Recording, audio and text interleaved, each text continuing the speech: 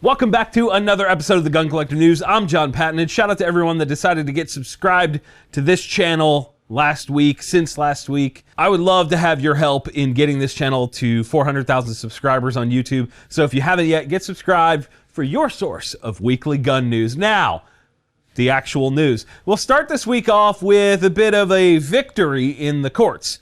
3 plaintiffs, along with the Second Amendment Foundation, have been granted what's called a permanent injunction regarding guns in public housing. Apparently, this particular housing authority had it in their lease that a tenant or guest of a tenant couldn't display, use, or possess any firearms. This is obviously a huge violation of the 2A, and a federal district court judge agreed by granting the big old freedom slap of the face. And now I'm not positive if this is going to apply across the board to all public housing, but this thing might set precedent, which is a very good thing for the Second Amendment as a whole. And now I've got a bit of a correction for you guys. A couple weeks back, I did a short segment on IWI potentially moving from Harrisburg, PA to Tennessee. Well, as it turns out, that's simply not true. I got the story from a news outlet down in that area, and I was not the only gun media to run that story. So as you can imagine, if that got around, it could have caused a bit of a headache at IWI, people being concerned about their jobs and whatnot. And I confirmed it, and IWI says that this is not something they're doing anytime soon, if at all. I just want to make sure that I clear this up for everybody out there listening and watching. This is not actually going to happen. I don't know why the news story broke the way it did, but it did. You know what else is really clear? The optics from this week's sponsor, InfoRay Outdoors. InfoRay Outdoor offers some of the best thermal imaging devices around. Whether you're looking for something handheld that won't break the bank like the AFO, which is under $1,000, or perhaps something to go on your rifle like the rugged infrared compact optic, aka the Rico, or maybe something flat out amazing like the M6 with its built-in rangefinder and 360-degree movement to mount on your freaking vehicle. That is so cool. They've got you covered. From security to household use to hunting and everything in between, InfoRay Outdoor has something for everyone. Big thanks to InfoRay Outdoors for sponsoring this week's video.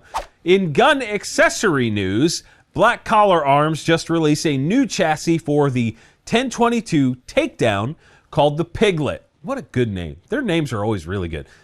The key features here are the weight, which is very light at 9.1 ounces for the chassis itself and 7.9 ounces for the longest ARCA/M-LOK handguard. So just over a pound for the longest setup.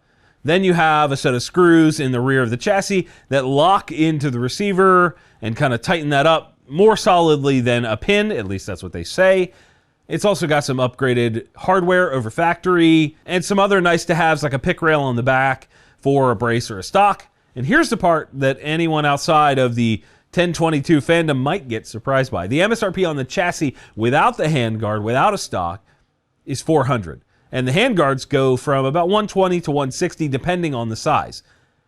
I personally opt for the long boy, and that means you're looking at $560 without anything on the rear of the gun. MSRP, of course. Now, that's not the cheapest, but at the same time, definitely not the most expensive 1022 chassis out there. Fully decked out with camo, Cerakote, and the stock, and all the stuff added, you're looking at nearly $1,300 all in. Now, if you're looking for a super fancy 1022 takedown, this could be a slick option. If you're not, maybe go elsewhere? I don't know. Moving on, our friends at JMAT Customs released a new dust cover for AK pattern guns. This is part of their MMS or modular mounting system line of products. And long story shorter, and the reason this is actually interesting is that traditionally stamped dust covers on AKs are kind of a wobbly, inconsistent mess, so mounting optics to them is less than ideal. Well, this is an attempt to correct that. It actually comes with a new recoil, spring, guide rod, button combo thing, and that is a multi-piece design. They claim that this allows them to get a tighter, more consistent lockup from the dust cover to the receiver, which means your optic should stay zeroed. This is combined with the front hinge portion that actually attaches to the lower handguard And that has adjustment screws that allow you to dial it in and truly have a more rigid setup. They also tell me that these are made from 70-75 aluminum, and that material is stronger than 60-61, which is what most people use. And that is the reason 70-75 is 3 times more expensive, and people typically go cheaper. In order for this dust cover to work, though, you do have to have their lower handguard, so there's a little bit more than just a single piece here, but you do get to keep your factory AK sights, which I think is not common and maybe not possible with all the other options out there. I will reiterate for anyone that's not very clear on this, I'm not an AK enthusiast because I've never actually done cocaine, but this modernization of the platform is pretty rad. MSRP on the dust cover is just under $400, and with the handguard and optional pick rail gas tube, you're looking at like $750-ish MSRP. I'd love to hear from you guys and all those AK nerds out there in the comments on whether or not this is going to go on your Christmas list. In new gun news, I made fun of Savage last week for having 38 versions of the 110. 38. Okay. Well, it's time to add a 39th with the new Magpul Scout version. This is actually a pretty neat setup. You have the Magpul Hunter stock, and then you have a 110 Action that has a rear peep sight mounted on a Longboy pick rail. Then you have the front sight with like an AR style adjustable pin, so you can dial that in, I guess. You have iron sights on a bolt gun. You could mount an optic on this in the standard way right on top of the receiver, or a little bit forward, sort of scout style, in front of the receiver. The only downfall here is that Savage is lame. You guys, like, if Savage, if you're listening, this is dumb. They're using AICS mags instead of AR mags on this. You can get it in 7 different calibers from 300 Blackout to 6.5 Creedmoor and a bunch in between, and it comes in either black or FDE stock color. All with a 16.5-inch barrel with a muzzle brake. And for me, 300 Blackout or maybe 450 Bushmaster chambering, that's probably the way to go here.